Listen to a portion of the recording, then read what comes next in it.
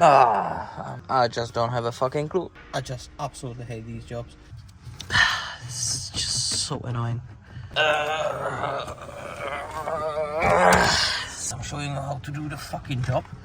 I had actually a really cool idea of doing jobs which I can't find on YouTube, but turned out to be an absolute bollock.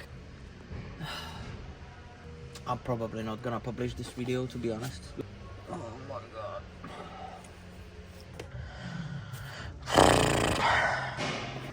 I'm losing it. I'm just impatient idiot. Fuck. Oh, losing it. And 2 minutes later, I've replaced the master cylinder, which means it can go back together. Can't wait to go home.